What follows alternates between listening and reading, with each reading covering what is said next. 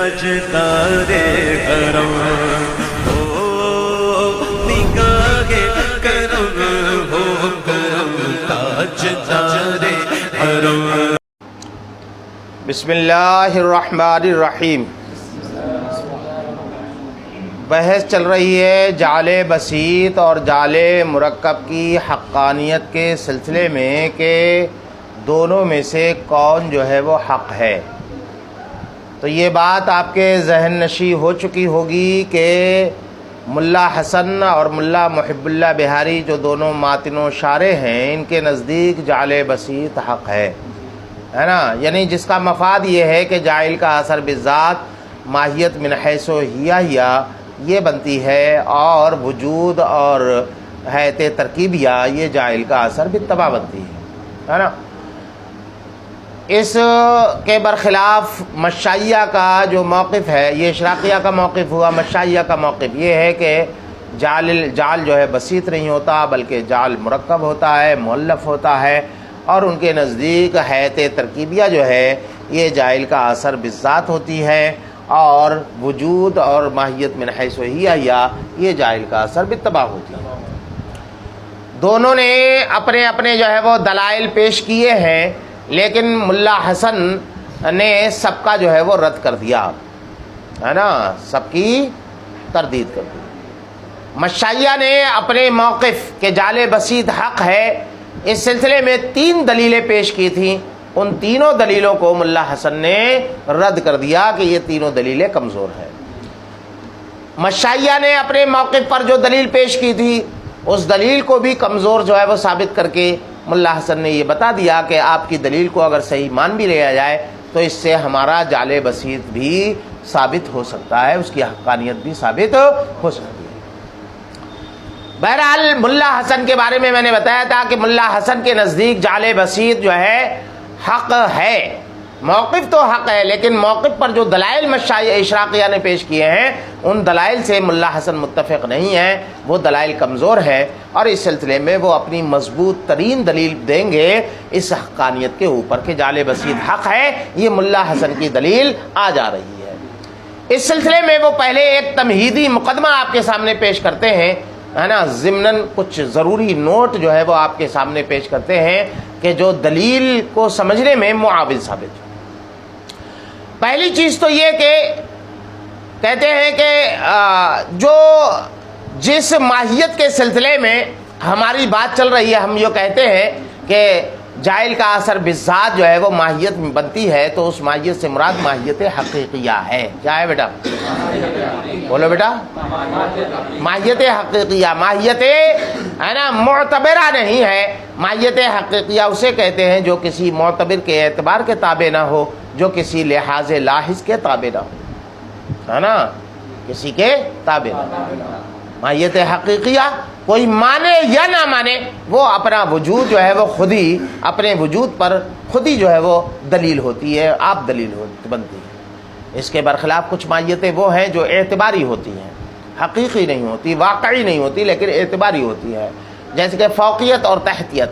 یہ 2 ایسی حقیقتیں ہیں کہ جو ہے نا یہ حقیقی نہیں ہے بلکہ اعتبار معتبر کے تابع ہیں۔ آپ نے سقف سے فوقیت یعنی وہ اوپریت کا آپ نے جو ہے وہ مفہوم اخذ کیا، تب وہ مفہوم جو ہے وہ اخذ ہو گیا، اور اگر آپ نہیں مفہوم اخذ کر رہے ہیں، اوپر جا رہے ہیں، اوپر کے اعتبار سے دیکھ رہے ہیں تو یہ تحت ہے، اس نیچے کے اعتبار سے دیکھ رہے ہیں تو فوق ہے۔ تو یہ اعتبار معتبر کے تابع ہیں۔ یہ کون سی حقیقتیں ہیں؟ یہ وہ ماہیتیں ہیں کہ جو اعتباریات میں سے، جن کا تعلق اعتباریات سے۔ تو حقیقتیں 2 قسم کی ہوتی ہیں، ماہیتیں 2 قسم کی ہوتی ہیں، ایک ماہیت وہ جو حقیقیہ ہے، دوسری ماہیت وہ جو اعتباریہ ہے۔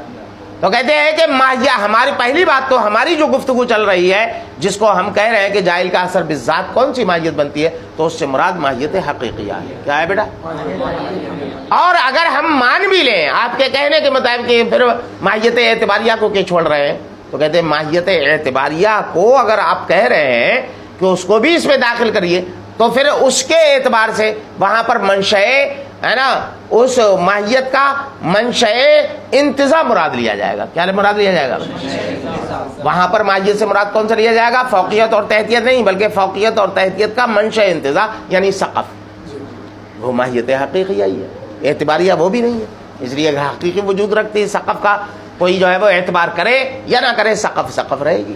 اس کے برخلاف فوقیت کا ضرور معاملہ ہے کہ آپ نے اخذ کیا ہے تو اخذ ہوگا وہ مفہوم. تو پتہ یہ چلا کہ جو حقیقت میں ماہیتیں ہیں اعتباری نہیں ہیں، تو اس سے وہاں پر تو ماہیت حقیقیہ، اور جو اعتباریہ ہیں ان کا اگر لحاظ کیا جائے تو اس سے مراد منشأ اعتبار ہوگا، منشأ انتزاع ان کا مراد ہوگا. بہرحال تمہید یہ بیان کر رہے ہیں کہ پہلی بات تو آپ یہ ذہن نشی کر لیں دلیل کو سمجھنے سے پہلے کہ ہماری جو گفتگو چل رہی ہے وہ ماہیت حقیقیہ کی چل رہی ہے، کہ جائل کا اثر بالذات جو ماہیت بنے گی اس سے مراد کون سی ماہیت ہوگی؟ ماہیت حقیقیہ. کون سی ماہیت ہوگی بیٹا؟ ماہیت حقیقیہ. یہ تمہید ہے. تمہید کیا ہے بیٹا؟ یہ ہماری گفتگو کا محور کون سی ماہیت ہے؟ ماہیت حقیقیہ. یہ ذہن نشی رکھ کے اب جو ہے وہ دلیل سنو. تو کہتے ہیں کہ دلیل دو طریقے سے ہم دیں گے. کیوں؟ کلی ماہیت حقیقیہ یا کلیہ ہے نا، کلی کی بات چل رہی ہے نا. یہ تو کلی کے سلسلے میں دو موقف ہیں مناطقہ کے. کئے موقف ہیں؟ کہیں پڑھے ہیں؟ ایک مناطقہ کا گروہ وہ ہے جو کہتا ہے کہ کلی طبعی خارج میں پائی جاتی ہے. پڑھا ہے کہیں منطق کی کتاب میں یہ پڑھا ہے؟ کلی طبعی کے سلسلے میں فارابی وغیرہ کا جو ہے مذہب پڑھا ہے، حکما اور فارابی کا ہے کہ جو ہے وہ بعض مناطقہ کا گروہ وہ ہے، ایک گروہ وہ ہے جو یہ کہتا ہے کہ کلی طبعی کا وجود خارج میں ہے نا، یعنی انسان خارج میں پایا جاتا ہے نا، حیوان خارج میں پایا جاتا ہے، کلی طبعی کا وجود خارج میں ہے. دوسرا یہ گروہ ہے جو یہ کہتا ہے کہ کلی طبعی خارج میں نہیں پائی جاتی، خارج میں صرف اور صرف اشخاص پائے جاتے ہیں ہے نا. اور پہلا والا گروہ جو یہ کہتا ہے کہ کلی طبعی کا وجود خارج میں ہے تو لاؤ دکھاؤ، انسان پکڑ کے لا کے دکھاؤ. تو کہتے ہیں یہ ہے، تو کہتے ہیں کہ یہ تو شخص ہے. یہ کیا ہے بیٹا؟ فرد ہے. کہتے ہیں یہ انسان ہے. کہتے ہیں یہ بھی فرد ہے. انسان دکھاؤ لا کر کے. تو کہاں سے لا کر دکھاؤ گے؟ تو وہ اتنے بڑے بیوقوف تو نہیں ہیں، منطقی وہ بھی ہیں. تو وہ کیا کہیں گے؟ نہیں، کلی طبعی کا خارج میں وجود پایا جاتا ہے لیکن افراد کے ضمن میں. کیا پایا جاتا ہے بیٹا؟ وہ لوگ کیا کہتے ہیں؟ کلی طبعی کا وجود خارج میں پایا جاتا ہے. کہاں پایا جاتا ہے؟ افراد کے ضمن میں، سب کے ضمن میں جو ہے وہ پائی جاتی ہے. دوسرا گروہ کہتا ہے نہیں، پائی نہیں جاتی ہے، صرف اشخاص پائے جاتے ہیں. کیا پائے جاتے ہیں بیٹا؟ بولو بیٹا. تو دو، اور یہاں پر بات کس کی چل رہی ہے کہ جائل کا اثر بالذات جو بنتی ہے وہ ماہیت من حیث ہیہ، ماہیت من حیث ہیہ یہی تو کلی طبعی ہے. تو ماہیت من حیث ہیہ بنتی ہے، پائی جائل کا اثر بالذات بنتی ہے نا، یا جائل کا اثر بالطبع بنتی ہے ان کے نزدیک. تو بہرحال ماہیت آ رہی ہے، کلی طبعی آ رہی ہے کہ نہیں. تو اب جب مناطقہ کے اس سلسلے میں دو گروہ ہیں تو دلیل بھی دو طریقے سے دی جائے گی ہے نا. ایک دلیل کافی نہیں ہوگی، ایک طریقے والی دلیل کافی نہیں ہوگی، اس لیے کہ کلی طبعی اصل محور ہے. تو کلی طبعی کے سلسلے میں اختلاف ہے. تو جو لوگ یہ کہتے ہیں کہ خارج میں صرف اشخاص پائے جاتے ہیں ان کے اعتبار سے دلیل کچھ اور ہوگی، اور جو یہ کہتے ہیں کہ نہیں اشخاص مع الکلی یہ جو ہے وہ پائے جاتے ہیں تو ان کے اعتبار سے دلیل کچھ ہوگی. تو پہلا جو گروہ ہے وہ کہتا ہے کلی طبعی خارج میں نہیں پائی جاتی. ان کے اعتبار سے جائل کا اثر بالذات ماہیت من حیث ہیہ کیسے بنے گی؟ ماہیت من حیث ہیہ کیسے جو ہے وہ بنے گی ہے نا، ماہیت مطلقہ کیسے بنے گی؟ تو کہتے ہیں کہ دیکھو اس مناطقہ کے گروہ کے نزدیک کلی طبعی خارج میں تو پائی نہیں جاتی. تو خارج میں کیا پایا گیا؟ وجود، تشخص پایا گیا. کیا پایا گیا؟ اشخاص پایا گیا. اشخاص کے ساتھ تشخص پایا جائے گا. تو تشخص ہی تو پایا گیا. خارج میں کیا پایا گیا بیٹا؟ تشخص ہے نا. یعنی ماہیت کی جگہ آپ دے دیں تشخص کو. کس کو دے دیں بیٹا؟ تین چیزیں بتائی تھی ہم نے. کیا؟ ماہیت من حیث ہیہ، وجود، اور اتصاف الماہیہ بالوجود. یہی تین چیزیں تھیں. ماہیت اب کلی طبعی خارج میں پائی نہیں جاتی ہے. کلی طبعی کی جگہ کس نے لے لی؟ شخص نے لے لی. یعنی اشخاص جو ہے وہ پائے جا رہے ہیں. کیا پائے جا رہے ہیں بیٹا؟ تو اب یہ تین چیزیں ہوئیں. کیا ہوئیں بیٹا؟ تین چیزیں ہوئیں. کیا؟ ماہیت من حیث ہیہ کی جگہ کس نے لے لی ہے نا. یہ اس کا ڈبل پارٹ آ گیا کہ نہیں آ گیا؟ دوسرا پارٹ آ گیا. تو یہ جو ہے وہ کلی طبعی ہے. اسی کو کلی طبعی چاہے کہو چاہے شخص کہو، ہے نا. کلی طبعی تو ہے ہی نہیں ان کے نزدیک، تو شخص ہے نا. شخص میں تشخص ہے، یہاں پر وجود ہے. اور پہلے آپ کو بتایا جا چکا ہے کہ تشخص اور وجود میں عینیت ہے. کیا ہے بیٹا؟ کیا ہے بیٹا؟ اس میں بھی دو گروہ ہیں. ایک گروہ کا کہنا ہے کہ وجود اور تشخص میں عینیت ہے. کیا ہے بیٹا؟ وجود اور تشخص میں عینیت ہے. دوسرا گروہ یہ ہے کہ وجود اور تشخص میں عینیت نہیں، البتہ جو ہے وہ وجود جو ہے وہ تشخص کا مسابق ہے، مسابقیت ہے. عینیت نہیں بلکہ مسابقیت. عینیت اور مسابقیت میں معمولی سا فرق ہے. عینیت بعین ہی ہے نا، عینیت کا تو مفہوم جانتے ہو کہ دونوں جو ہے وہ یکساں ہیں، چاہے یہ ہو چاہے یہ ہو. مسابقیت کا مطلب یہ ہوتا ہے کہ اگرچہ کلی طور پر دونوں جو ہے مختلف ہیں، لیکن ایک دوسرے سے چولی دامن کا ان کا ساتھ ہوتا ہے، اٹوٹ رشتہ ہوتا ہے کہ دونوں ایک دوسرے کے بغیر پائے نہیں جاتے، تخلف نہیں ہوتا. جب بھی وجود پایا جائے گا تشخص پایا جائے گا، جب بھی تشخص پایا جائے گا وجود پایا جائے گا. یعنی جو ہے وہ لازم و ملزوم ہوتے ہیں. کیا ہوتے ہیں بیٹا؟ تو اس کا بھی مرتبہ ایک ہی کا ہے. تو جب وجود اور تشخص عینیت ان کے اندر ہے یا مسابقیت ہے تو شے واحد ہو گئی کہ نہیں؟ یہ دو انگلی ایک بن گئی کہ نہیں بن گئی؟ اب کیا بنا بیٹا؟ اتصاف الماہیہ یہی تو بنا. لیکن یہ کس پر ڈیپینڈ تھا؟ اسی پر. اتصاف الماہیہ بالوجود ہے نا. جب یہ دو ہوتے تبھی تو اتصاف ہوتا. اب یہاں پر ایک شے رہ گئی تو ایک شے سے ترکیب ہوگی. ترکیب کب ہو رہی تھی؟ یہ تیسرے کو کس نے جنم دیا تھا؟ ان دونوں نے. ماہیت اور وجود نے جنم دیا تھا اس کو کہ ماہیت وجود سے متصف ہو رہی تھی. اب جب ماہیت اور وجود ایک ہی ہو گئے تو اتصاف کہاں سے ہوگا؟ اتصاف کے لیے دو چیزیں چاہیے. کیا چاہیے؟ بولو بیٹا. تو حیت ترکیبیہ کا تحقق ہوگا اب اس کا؟ یہ تو مر گیا، یہی رہ گیا اور یہ بھی ایک ہو گیا. تو جہاں پر ایک ہوگا، اکڑ ہوگا، تو وہاں پر جو ہے وہ دکڑ پایا جائے گا، ملن ہوگا. ملن کے لیے دو لوگوں کو چاہیے، ملن ہوگا، اتصاف ہوگا، اختلاط ہوگا. اختلاط کے لیے دو چاہیے. تو حیت ترکیبیہ کا تحقق نہیں. جب حیت ترکیبیہ سرے سے ہے ہی نہیں تو جعل مؤلف اب وجود میں آئے گا. جعل مؤلف کی بنیاد کس پر تھی بیٹا؟ ترکیب پر تھی. کس پر تھی؟ ترکیب. جب ترکیب کا تحقق ہی نہیں ہے، حیت ترکیبیہ ہو ہی نہیں سکتی، تو جعل مؤلف تو سرے سے جو ہے وہ ختم ہو گیا. تو جعل مؤلف تو سرے سے ہے ہی نہیں، تو جعل مؤلف کی حقانیت کہاں سے آئے گی جب جعل مؤلف ہے ہی نہیں؟ سمجھ میں آ گیا؟ یہ دلیل کا یہ پہلی دلیل ہوئی کس کے اعتبار سے؟ ان لوگوں کے اعتبار سے جو یہ کہتے ہیں کہ کلی طبعی کا وجود خارج میں نہیں. سمجھ میں آیا؟ چلو دیکھو. والحق معقول، حق وہ ہے، یعنی حق دلیل، صحیح ترین دلیل وہ ہے جو میں پیش کروں گا. اچھا میں آ گئی تمہارے؟ نہیں میں نہیں آئی. بتوفیق اللہ تعالی، اپنے طور پر نہیں بلکہ اللہ کی توفیق سے کہوں گا، وتائید ہی اور اس کی تائید سے کہوں گا. وہی انکانا، تو کہتے کہ آپ جو ہے انوکھے پیدا ہوئے ہو، اس سے پہلے سارے لوگ جانتے ہی نہیں تھے. کہتے کہ نہیں جانتے تھے.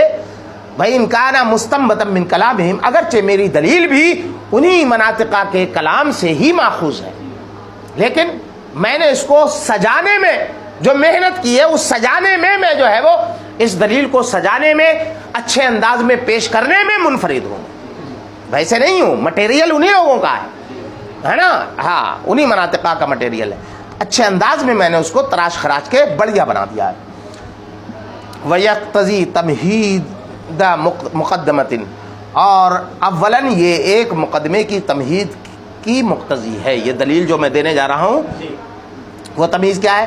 تمہید یہ ہے، وہ دو لفظوں میں مجھ سے سن لو کہ جائل کا اثر بالذات جس ماہیت کو ہم کہہ رہے ہیں اس سے مراد ماہیت حقیقیہ ہے، ماہیت اعتباریہ نہیں ہے. یہ یاد رکھنا، ماہیت حقیقیہ ہے. اسی کو کہا، اس کو انہوں نے تھوڑا پھیلا کے کہہ دیا ہے. وہ یہ کہ جائل کا اثر بالذات، ان الاثر للجائل بالذات فی الماہیات الحقیقیہ، کہتے ہیں ماہیات حقیقیہ میں جائل کا اثر بالذات وہ ماہیت حقیقیہ جن میں ہمارا کلام ہو رہا ہے. لا بد اللہ یکون تابعا لاعتبار معتبر، اس کے لیے ضروری یہ ہے کہ وہ کسی اعتبار معتبر کے تابع نہ ہو. کیا نہ ہو بیٹا؟ جس جائل کا اثر بالذات جس ماہیت کو ہم بتا رہے ہیں ہے نا، جس ماہیت حقیقیہ کو جس پر ہماری گفتگو ہو رہی ہے، ہم اشراقیہ کی، تو اس ماہیت سے ہماری جو مراد ہے وہ یہ کہ وہ ماہیت ایسی ہونا چاہیے جو کسی اعتبار معتبر کے تابع نہ ہو، کسی لحاظ کرنے والے کے لحاظ کے تابع نہ ہو، واقعی ہو، حقیقی ہو، ہے نا۔ اسی کا کہتے ہیں کہ پہلی بات یہ ذہن نشی رکھ لینا چاہیے نوٹ کے طور پر، تمہید کے طور پر، کہ جائل کا اثر بالذات ہم جس ماہیت کو کہہ رہے ہیں، جس میں ہماری گفتگو چل رہی ہے، اس کے لیے ضروری یہ ہے کہ وہ کسی اعتبار معتبر کے تابع نہ ہو، وَلِحَاظٍ لِلَّاحِظ، اور نہ ہی وہ کسی جو ہے وہ لحاظ کرنے والے کے لحاظ کے تابع ہو۔ کیوں ایسا کہا ہم نے؟ کہتے ہیں فَإِنَّ الْمَاهِيَاتِ الْحَقِيقِيَّةَ، اس لیے کہ ماہیات حقیقیہ تخرج من حیز العدم الى بقعۃ الوجود بالضرورہ، وہ وجود، حیز وجود سے بقع وجود کی طرف جو نکلتی ہیں وہ بدیہی طور پر، ضروری طور پر نکلتی ہیں، سواء فرضنا وجود المعتبر والاعتبار، فرضنا وجود المعتبر، خواہ ہم وجود معتبر یا معتبر کے اعتبار کو فرض کریں یا نہ کریں، یعنی ہم مانیں یا نہ مانیں، کوئی اعتبار کرنے والا اعتبار کرے یا نہ مانے، کرے، جس کو وجود سے، عدم سے وجود میں آنا ہے، جو آ چکا وہ آ چکا، اب تم مانو یا نہ مانو، ہے نا۔ ماہیت حقیقیہ وہ ہوتی ہے کہ جو وجود میں آتی ہے تو وہ کسی اعتبار معتبر کے تابع نہیں ہوتی، کہ کوئی اعتبار کرنے والا اعتبار کرے تو جو ہے وہ اس کو موجود مانے، اور وہ اعتبار نہ کرے تو وہ معدوم مانے، ایسا نہیں۔ مانو یا نہ مانو وہ اپنا وجود خود رکھتی ہے، یہ ہے مطلب بیٹا۔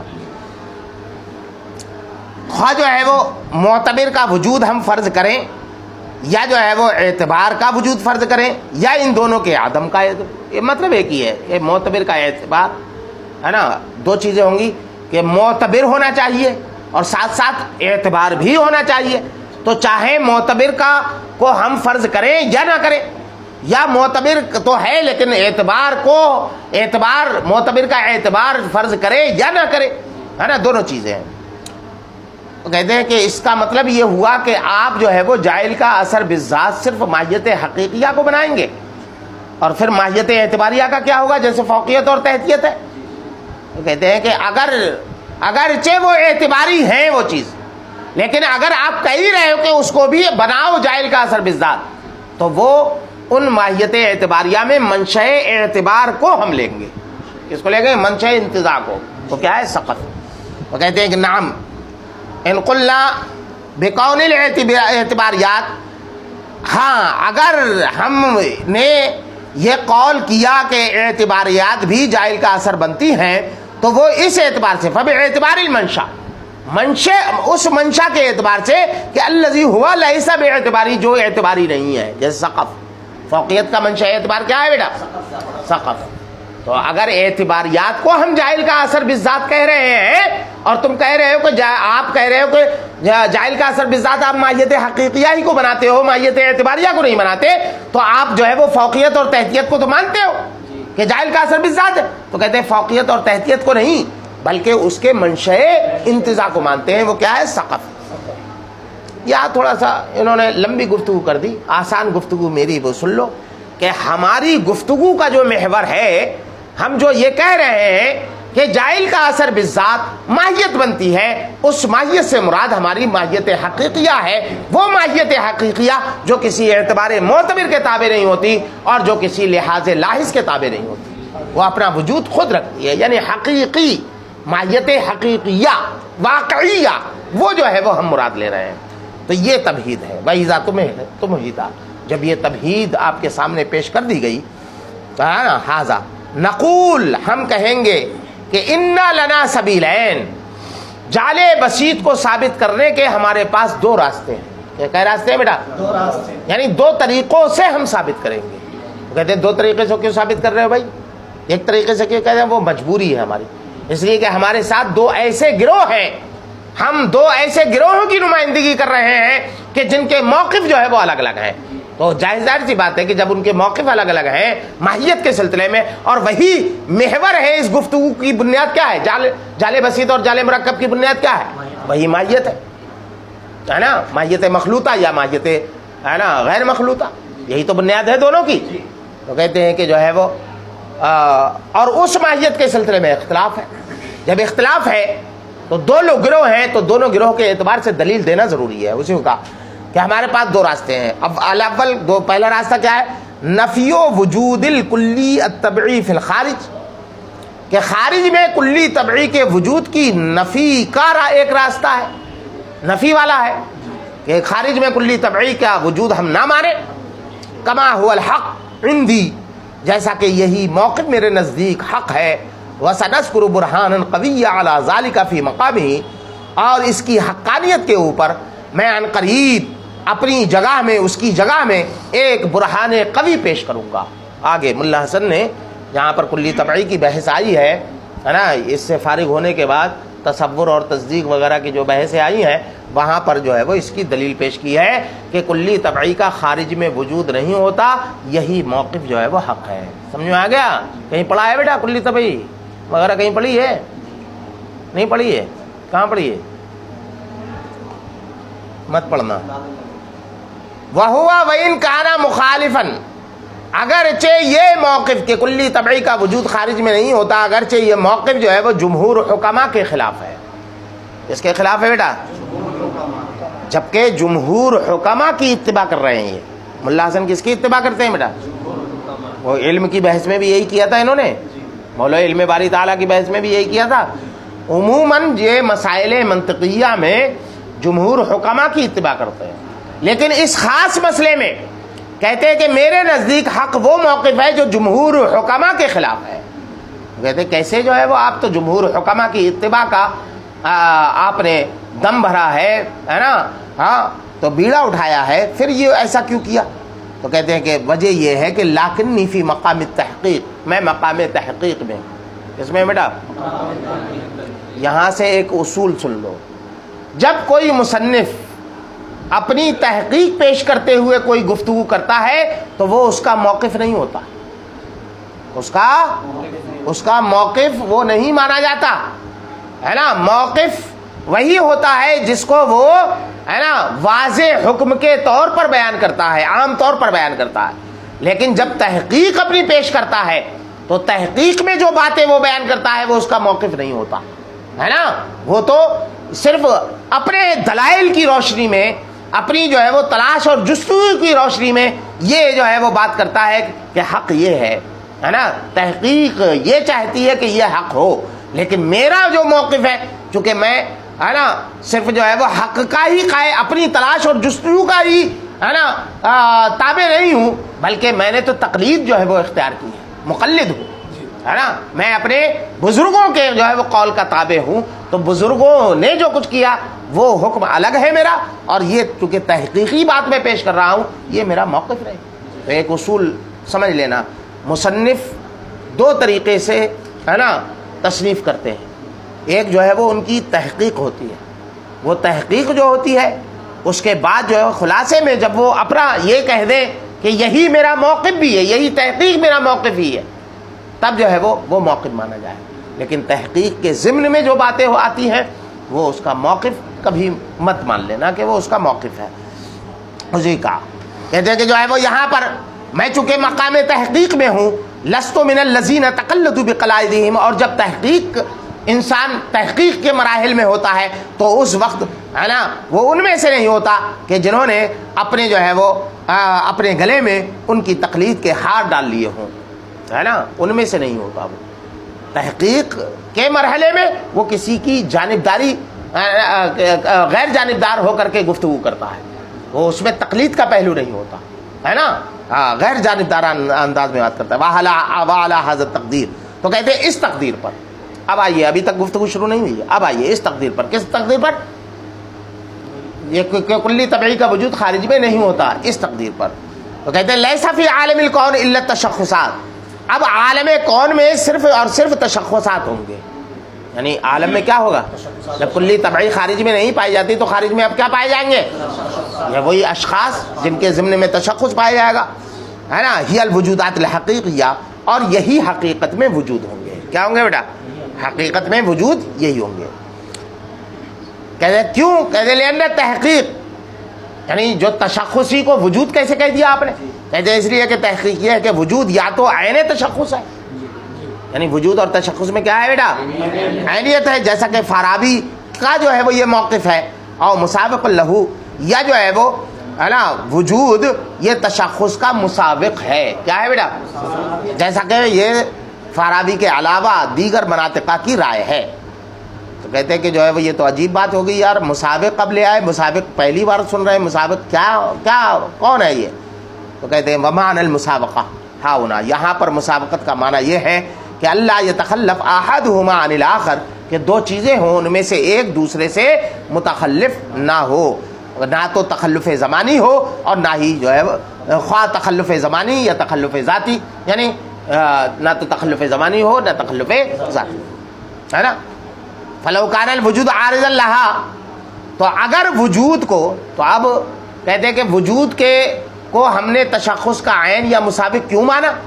کہتے ہیں اس لیے کہ وجود کو اگر تشخص کا عارض مان لے, کیا مان لے بیٹا, یا جز مان لے, یا جو ہے وہ منفصل مان لیں, تو عینیت فوت ہو جائے گی کہ نہیں, ہے نا, اور مسابقیت فوت ہو جائے گی. ایک مذہب کے مطابق عینیت فوت ہوگی, دوسرے کے مطابق مسابقیت فوت ہو جائے گی. کما لا یخفی علی من لہ ادنی تأمل, جیسا کہ یہ اس شخص کے اوپر مخفی نہیں ہے جس کے پاس تھوڑی بہت بھی ہے. بل لا بد ان یکون عینا, بلکہ ضروری یہ ہے کہ وہ عین ہو. تو حاصل یہ بھی ابھی ہے نا, بیچ میں وہیں پہ آ جائیے پھر, کہ کلی طبعی کا وجود خارج میں نہیں ہوتا. اس موقف کے اعتبار سے اب خارج میں صرف اور صرف جو ہے وہ تشخصات پائے جائیں گے, اور چونکہ تشخص اور وجود میں ہے عینیت, گویا کہ خارج میں صرف وجود پایا جائے گا. کیا پایا جائے گا بیٹا؟ تو ماہیت تو ختم ہو گئی. جب ماہیت ختم ہو گئی, وجود صرف پایا جا رہا ہے, تو یہ صرف اکڑ رہ گیا, تو اکڑ کی وجہ سے ماہیت تو ختم ہو چکی ہے کہ کلی طبعی کا وجود خارج میں آئے نہیں, تو جو ہے وہ اس کے نہ ہونے سے یہ تیسرا والا بھی ختم ہو جائے گا, یعنی اتصاف الماہیہ بالوجود بھی ختم ہو جائے گا. اسی پہ آ جائیے, کہتے فیضا تقررت العینیہ, جب وجود اور تشخص میں عینیت کا تحقق ہو گیا, فلم یتحقق الحیۃ الترکیبیہ بین الشیء و وجودہ, تو شیء اور اس کی وجود کے درمیان حیۃ ترکیبیہ کا تحقق ہو ہی نہیں سکتا, ہے نا. کیونکہ جب عینیت ہو گئی, دونوں عین ہیں, تو جب عینیت ہوگی تو ترکب ہوگا, ترکیب ہوگی, تو حیث ترکیبیہ نہیں ہوگی. جب حیث ترکیبیہ نہیں ہوگی تو جعل مؤلف نہیں ہوگا. جب جعل مؤلف نہیں ہوگا تو دو ہی چیزیں تھیں, یا تو جعل مؤلف ہوتا یا جعل بسیط. جب جعل مؤلف جو ہے وہ انتقال فرما گئے تو کون رہ گئے؟ اب جعل بسیط صاحب رہ گئے, انہیں کی حکمرانی ہوگی, تو جعل بسیط ہی جو ہے وہ حق رہیں گے. سمجھ میں آ گیا؟